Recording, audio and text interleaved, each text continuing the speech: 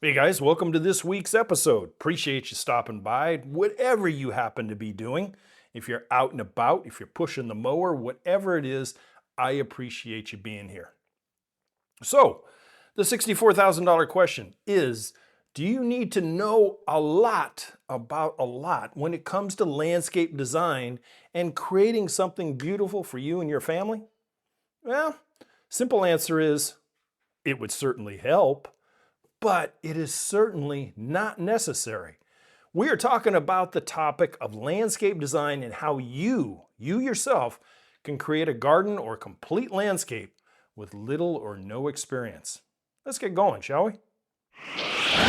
Hey, I would like to thank the sponsor of this week's podcast, Novsbig, and their desktop magnifying lamp that I have found very useful at the design table in checking out and magnifying very small email print that comes in for designing work that I get, to the point where my reader glasses can't cover it.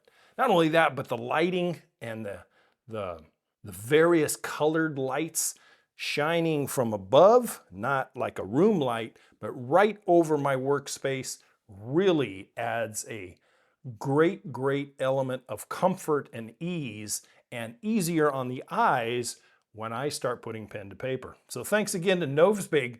I'll put a link below and check it out and tell them Yard Coach sent you. I have found it very useful.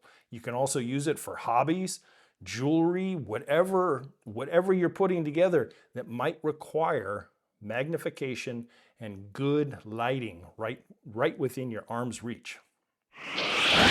So, a simple answer to designing something special is not vast amounts of knowledge, education, or background. It helps, yes, but since we're doing it on a DIY level, it is certainly not necessary.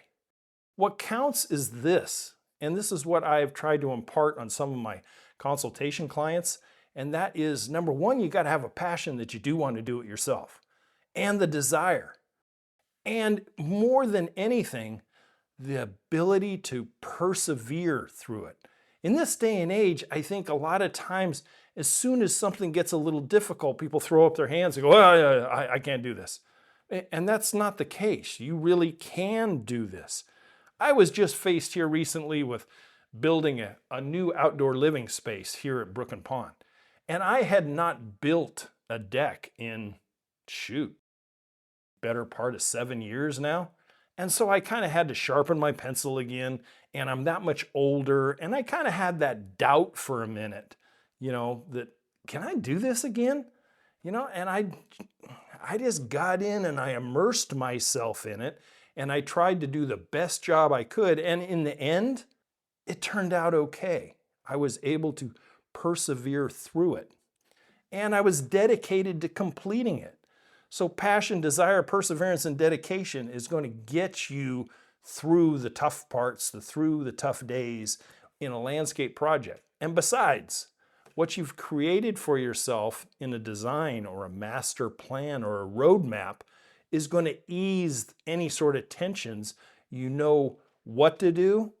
Now maybe you just have to learn how to do it on the job type of education.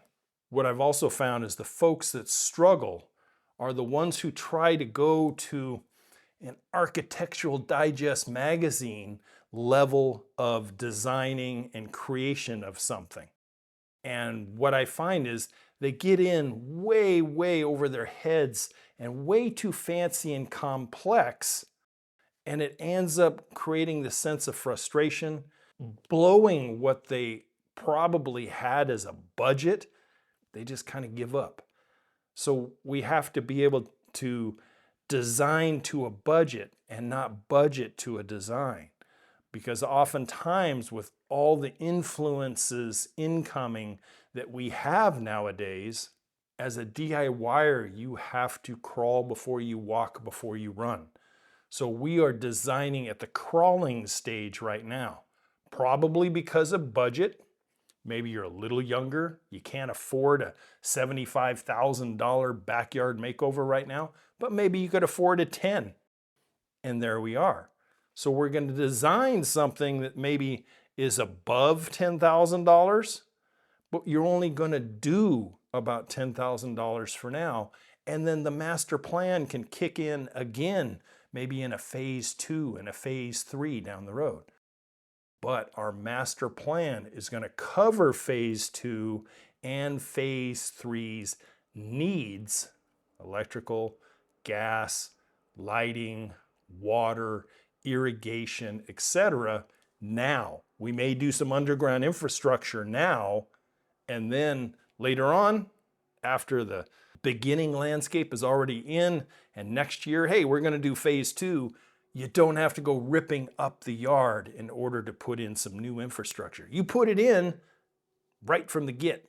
So that's the nice thing about master plans. Master plans are something that can evolve over time as space and resources, knowledge and skill set mature, and naturally kind of will point the way to new and improved areas down the road. My gosh, a simple piece of binder paper with some relatively accurate to scale measurements of the area to be completed is often enough to get started. A ruler, a pencil, and a piece of binder paper. Now, you want to kick it up a notch?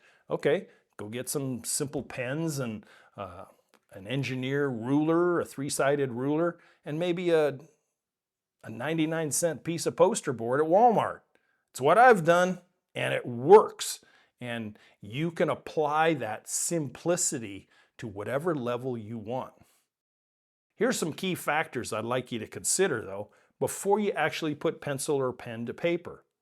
Number 1, above all, know 3 things before you start. Know your area. Know your weather patterns. That's why I always say at least one season in the new house before you start doing anything. Your summer temperatures, your winter temperatures, your prevailing winds, your neighbors. Know your neighbors, or get to know or not know, whatever the case might be. Make sure that you know, do you have something that you need to screen off, fence off?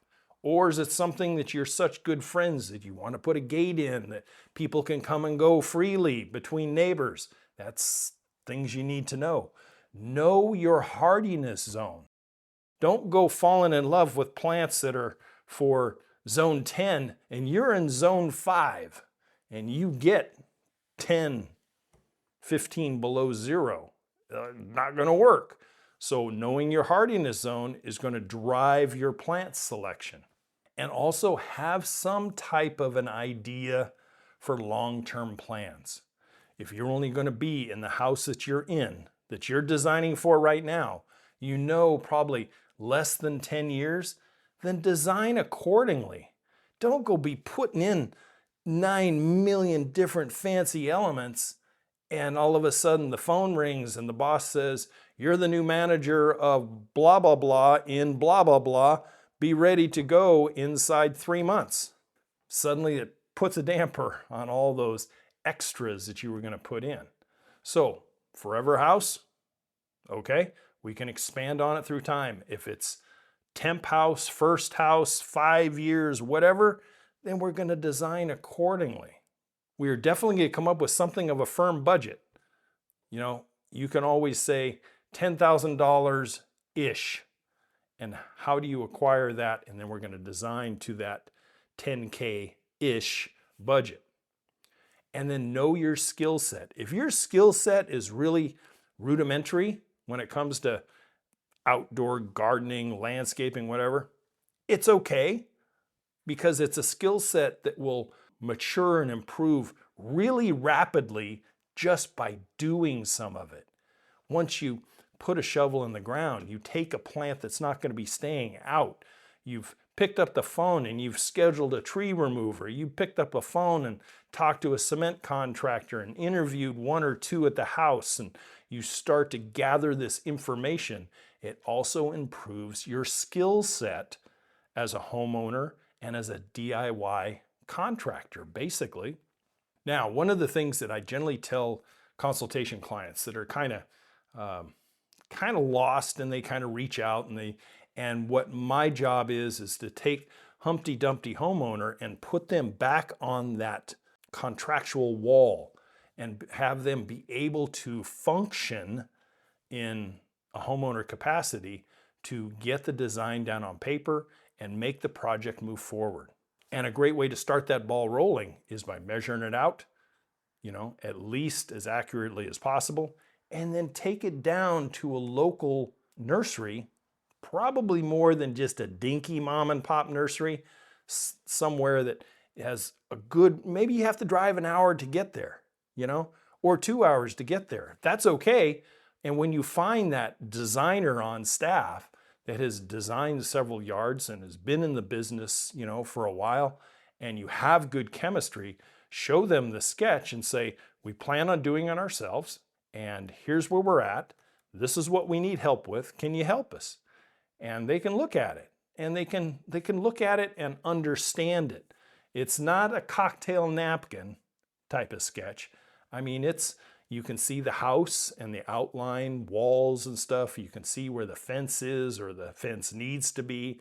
You can see directional compass directions on there, so you know that the backyard project that you're going to be doing faces south, southwest, or north, northeast, whatever it might be. And then that professional can start dispensing advice and asking some questions based on what you've put in their hands. And then turn around, if you're happy with the information you've been given, there's a good chemistry there, then patronize that place. It may be a little further away, but I guarantee you the information you've gleaned is worth the dollar that you're going to spend. Don't be the type of person that, drives 2 hours, gets all this information, and then hits up the local Walmart or the local box store or something to save $1.50 off of a plant. Does it happen? Heck yes, it happens. It happens all the time. But don't be that person. Get on to a good working relationship with Sally at the nursery, and when you walk in, they see you and go, hey, how you doing? Have you started that project yet? What can I help you with today? It's good to see both of you again.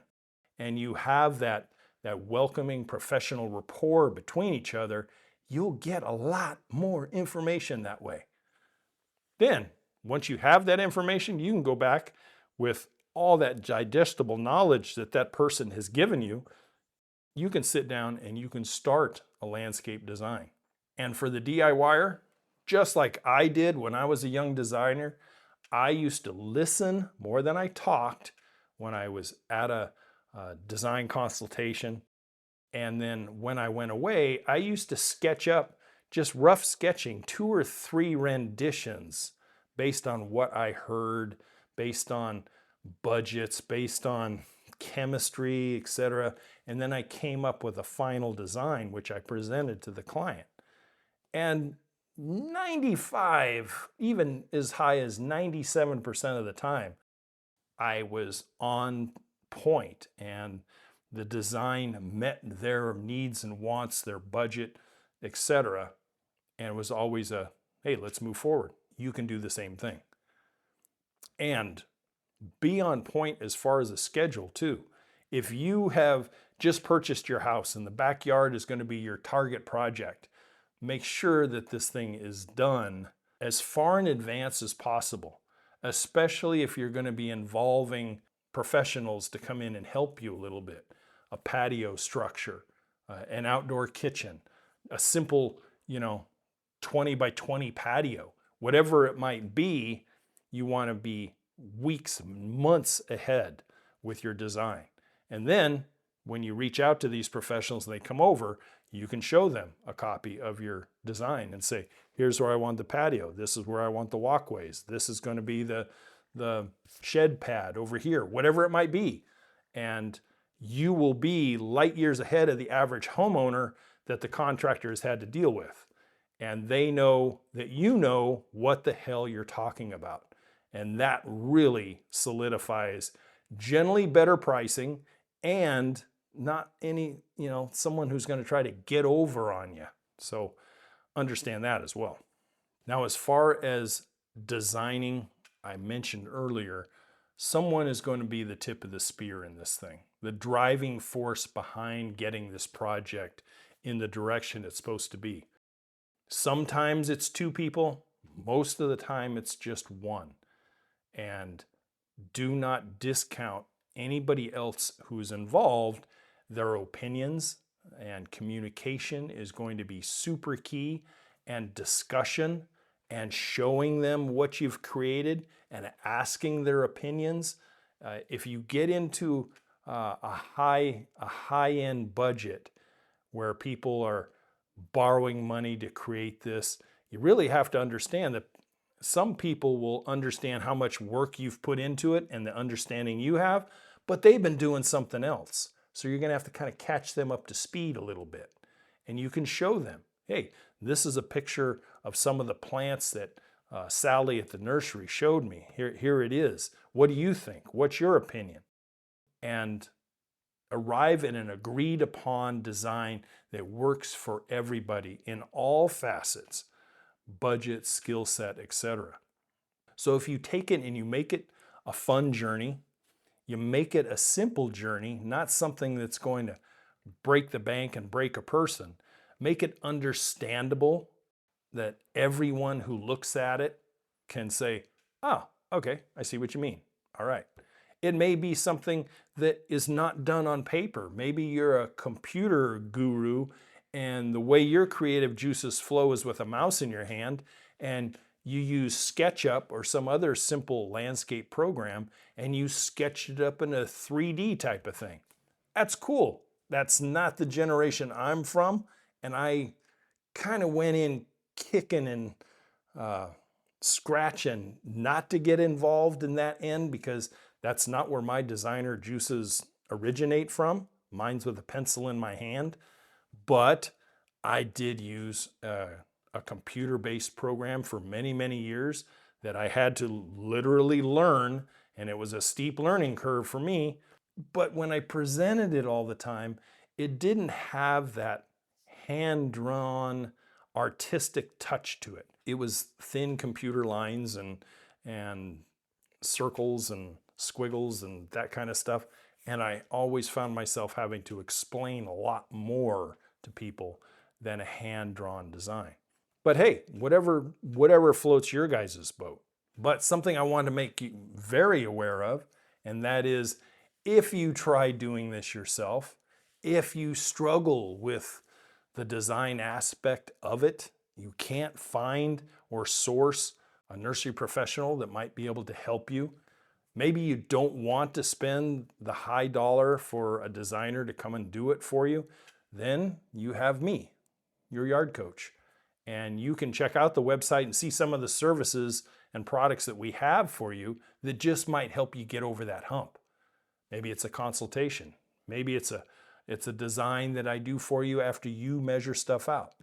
No pressures, no high sales tactics here, just offering you a resource that might help you get from point A to point B. Hey, that's what I have for you guys today. You know, designing it for a simple landscape is very, very attainable. Remember some of the key takeaways from today. Number 1, think futuristically. Number 2, design to a budget. Don't budget to a design. And number 3, know your area. Design to the specifics that the little microclimates that is your backyard, and consider some of the influences of that backyard. Screened off neighbors. Some of the things that you may want in the future can be drawn up, and maybe in infrastructure can be put in now, and then you can build it later and you don't have to tear up a landscape in order to accomplish that.